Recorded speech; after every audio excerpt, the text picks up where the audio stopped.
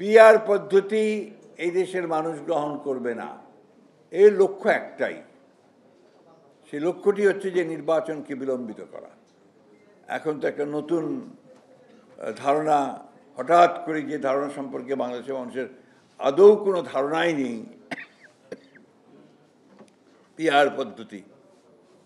এই হাউজের মধ্যে কয়জন আছেন বলেন তো যে পিআর পদ্ধতি বোঝেন? আছেন নাকি? তো সেই পদ্ধতি তারা, যদিও সংস্কার কমিশন সেটা নিয়ে আসেনি, সংস্কারের যে যারা দায়িত্বে আছেন তারা আনেননি, কয়েকটি রাজনৈতিক দল সেই পদ্ধতি কথা বলছে এবং এটার জন্য তারা আন্দোলন করছে। নিশ্চয়ই আপনারা দেখেছেন যে আন্দোলনও করছে। এর লক্ষ্য একটাই, সেই লক্ষ্যটি হচ্ছে যে নির্বাচনকে বিলম্বিত করা, জনগণের ক্ষমতা জনগণের হাতে ফিরিয়ে দেওয়ার যে প্রক্রিয়া, সেই প্রক্রিয়াকে বিলম্বিত করা। পিআর পদ্ধতি এই দেশের মানুষ গ্রহণ করবে না। আমাদের দলের পক্ষ থেকে তো আমরা স্পষ্ট বলেছি, এখন বলছি জনগণই এই পদ্ধতি গ্রহণ করবে না। চাপিয়ে দেওয়া কোনো কিছু এই দেশের মানুষ গ্রহণ করবে না।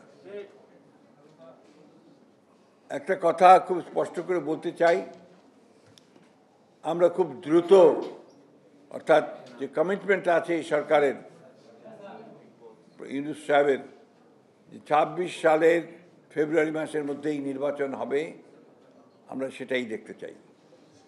জনগণ নির্বাচন দেখতে চায়, নির্বাচনে অংশগ্রহণ এবং সেই নির্বাচনের মধ্য দিয়ে গণতান্ত্রিক ব্যবস্থায় ফিরে যেতে চায় এবং গণতন্ত্রের মধ্য দিয়েই জনগণের আশা আকাঙ্ক্ষাগুলো পূরণ করতে চায়। আজকে এই প্রায় কতদিন হচ্ছে, 1 বছর 4 মাস, 13 মাস, 14 মাস হয়েছে। এই 14 মাসে রাতারাতি আলাউদ্দিনের চেরাগের মধ্য দিয়ে বাংলাদেশকে একটা খুব সুন্দর বানিয়ে ফেলবে, এই আশা জনগণ করে না এই সরকারের কাছ থেকে।